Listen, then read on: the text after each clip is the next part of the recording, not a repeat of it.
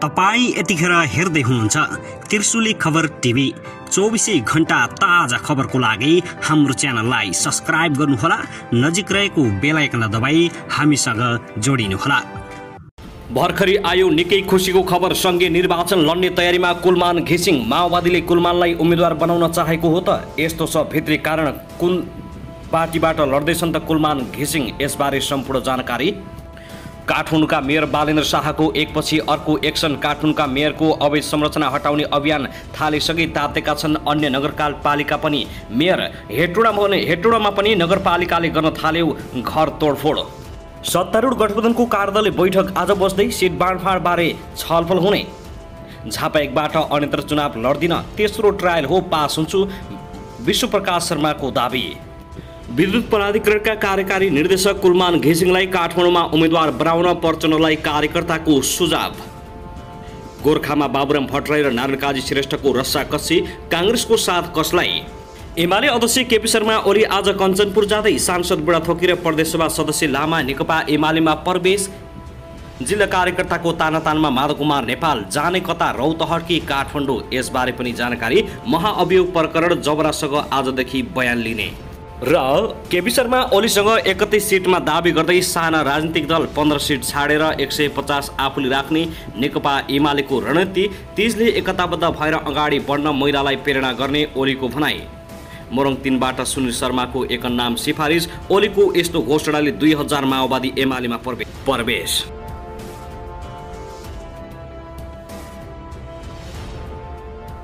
दर्शक महानुभाव नमस्कार, तपाईलाई हार्दिक स्वागत छ हाम्रो च्यानल त्रिशुली खबर टिभीमा।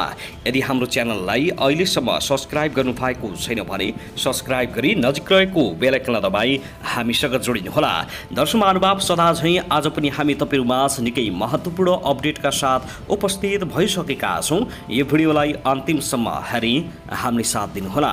दर्शक महानुभाव हाम्रो मेहनतको लागि एउटा सानो लाइक गर्न भने नभुल्नुहोला। कहाँदेखि हेर्दै हुनुहुन्छ, के भन्न चाहनुहुन्छ, तपाईको मनमा लागेका प्रतिक्रिया अवश्य पनि कमेन्ट गर्न नभुल्नुहोला। दर्शक महानुभाव, के तपाईँ हाम्रो च्यानलमा नियमित श्रोता हुनुहुन्छ? यदि नियमित हुनुहुन्छ भने तल कमेन्ट बक्समा नियमित अथवा रेगुलर लेख्नुहोस्। यदि तपाईँ नयाँ हुनुहुन्छ भने सब्स्क्राइब गरी जोडिनुहोस् ताकि नयाँ अपडेटका साथ हामी तपाईहरुमाझ दैनिक रूपमा उपस्थित हुने गर्दछौँ। हाम्रा अपडेटहरू तपाईहरूलाई के कस्तो लागिरहेका छन्, सल्लाह सुझाव प्रतिक्रिया कमेन्ट बक्समा छोड्न नभुल्नुहोला।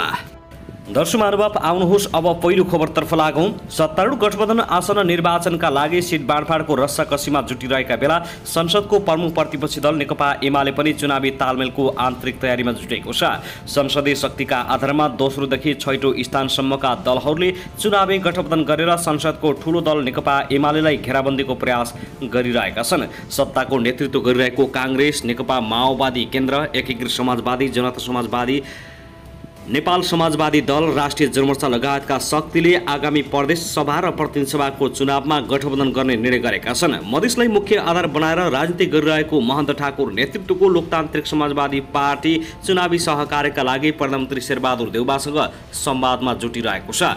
गठबन्धन भत्काउन सबै उपाय लगाएको नेकपा एमाले अन्ततः गठबन्धन टुट्दैन भन्ने निर्क्यौल गरिसकेपछि गत शुक्रबार र शनिबार केन्द्रीय कमिटिको बैठकबाट वामपन्थी शक्तिहरूलाई चुनावी तालमेल गर्न आह्वान त गरेको छ, तर त्यो आह्वान व्यावहारिक रूपमा कार्यान्वयनमा जान सक्ने छाँटकाँट भने देखिँदैन। नेकपा एमालेसँग तत्काल चुनावी सहकार्य गर्ने सम्भावना भएको माओवादी केन्द्रका अध्यक्ष पुष्पकमल दाहाल प्रचण्डले एमाले अध्यक्ष केपी शर्मा ओलीले सार्वजनिक क्षमा याचना नगर्दासम्म सार्वजनिक सहकार्य नहुने बताउने गरेका छन्। एमालेका नेताहरूले पनि चुनावी सहकार्यका लागि गठबन्धनबाट बाहिरिएपछि मात्रै संवाद अगाडि बढाउने तर्क गरेका छन्। एमालेका केन्द्रीय सदस्य एवं प्रचार विभागका उपप्रमुख विष्णु रिजाल भन्छन्, दक्षिणपन्थी शक्तिको नेतृत्वमा सरकारमा सहभागी हुने काङ्ग्रेस सभापति नै आफ्नो नेता हो भन्ने अवस्थामा रहेका शक्तिलाई कसरी वामपन्थी शक्ति मानिन्छ? उनीहरूले गठबन्धन छाडेर आउँछन् भने त्यसबेला सहकार्यका लागि हामी अगाडि बढ्नेछौँ। माओवादी केन्द्रले भने अहिले काङ्ग्रेससँगै तालमेल गरेर जानु चुनावका लागि कम्फर्टेबल हुने बताएका छन्। ठूला दलहरूसँग चुनावी सहकार्य नहुने देखिएपछि नेकपा एमाले राष्ट्रिय राजनीतिमा रहेका भोरे टाकुरे दलहरूलाई सहकार्यका लागि संवाद अगाडि बढाएको छ। एमालेका महासचिव शङ्कर पोखरेलले भन्छन्, जोसँग तालमेल गर्दा पारस्परिक लाभ हुन्छ त्योसँग चुनावी तालमेल गर्न सकिन्छ। साथै नेपाली कांग्रेसका महामन्त्री विश्वप्रकाश शर्माले आगामी प्रतिनिधि सभा सदस्यको निर्वाचनमा झापा क्षेत्र नम्बर 1 बाहेक अन्य कुनै पनि क्षेत्रबाट चुनाव नलड्ने बताएका छन्। काठमाडौँ 5 की झापा 1 भन्ने चर्चा भइरहेका बेला बिर्तामोडमा आयोजित एक कार्यक्रममा विश्वप्रकाश शर्माले यस्तो घोषणा गरेका हुन्। शर्माले यसपटक चुनाव जित्ने समेत दाबी गरेका छन्। उनले भने यो तेस्रो पटकको ट्रायल हो, यसपटक अवश्य पास हुन्छु। शर्माले आफू उम्मेदवार हुने नहुने भन्ने विषयको टुङ्गो नलागेको पनि बताएका छन्। चुनाव जित्ने दाबी गरेका शर्माले 3 पटकमा राँगा त छिन्छ भन्दै यसपटकको निर्वाचनमा आफूले हिसाब किताब गरेर मात्रै उम्मेदवार बन्ने बताएका छन्। संविधान, लोकतन्त्र, मुलुक र जनताका लागि कांग्रेसको नेतृत्वमा गठबन्धन अपियार भएको बताउँदै शर्माले गठबन्धन हुँदा झापा 1 माओवादीको भागमा पर्न सक्ने सङ्केत गरेका छन्। उनले आफू उम्मेदवार बन्ने विषयमा आन्तरिक छलफल भइरहेको बताएका छन्। गठबन्धनमा सिट बाँडफाँड हुँदा पहिले जितेको ठाउँमा त्यही पार्टीलाई दिने भन्ने मापदण्ड रहेको उल्लेख गर्दै उनले भने पार्टी पदाधिकारीले उठ्ने इच्छा गरेको ठाउँमा छलफलबाट टुङ्ग्याउने सहमति भएको छ। विक्रम सम्वत 2074 को निर्वाचनमा नेकपा माओवादी केन्द्रका उम्मेदवार सुरेन्द्र कुमार कार्कीले त्यस क्षेत्रमा शर्मालाई पराजित गरेका थिए। त्यसअघि संविधान सभाको निर्वाचनमा नेकपा एमालेका रबिन कोइरालाले शर्मालाई पराजित गरेका थिए। दर्शक महानुभाव, त्यसगरी सत्तारूढ 5 दलीय गठबन्धनले प्रतिनिधि सभा र प्रदेश सभाका सिट बाँडफाँडको टुङ्गो लगाउने तयारी गरेको छ। सिट बाँडफाँडको टुङ्गो लगाउन आज गठबन्धनको कार्यदल र शीर्ष नेताको बैठक बोलाइएको हो। सिट बाँडफाँड गर्न कार्यदलको बैठक आज बिहान प्रधानमन्त्री निवास बालोटारमा बोलाइएको छ। मङ्सिर 4 गते निर्धारित प्रतिनिधि सभा र प्रदेश सभा निर्वाचनमा सिट बाँडफाँड गर्न कार्यदल बनाएको 1 महिना बित्यो, तर दलीय अडानका कारण अझै टुङ्गो लाग्न सकेको छैन। दलहरूले निर्वाचन क्षेत्रभन्दा बढी दाबी गरेका छन्।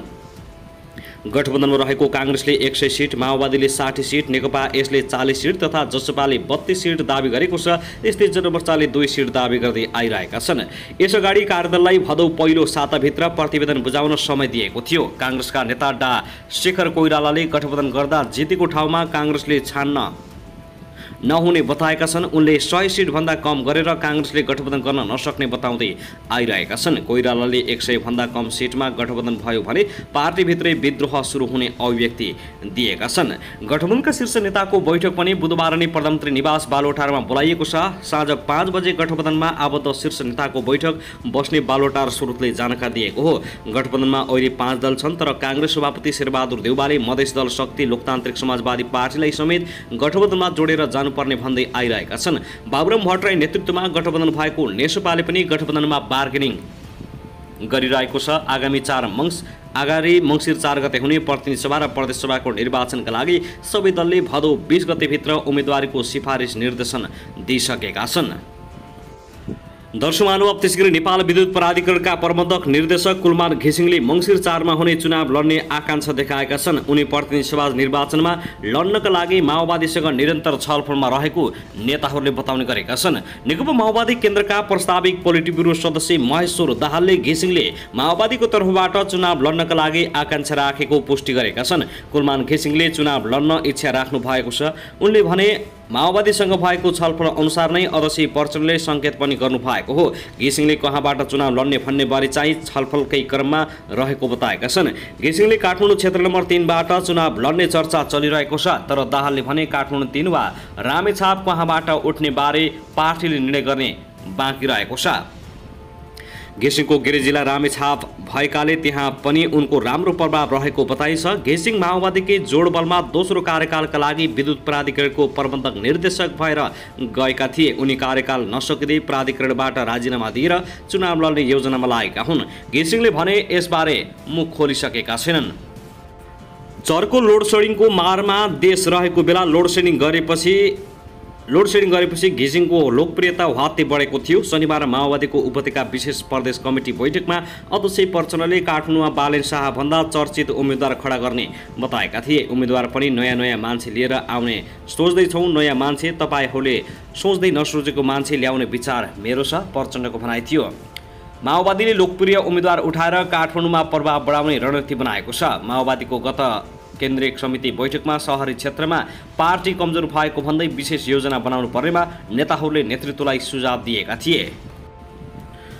दर्शक महानुभाव, त्यसगरी नेकपा माओवादी केन्द्रका केन्द्रका र नेकपा एकीकृत समाजवादीका शीर्ष नेताहरूबीच भेटवार्ता दिन प्रतिदिन बढ्दै गएको छ।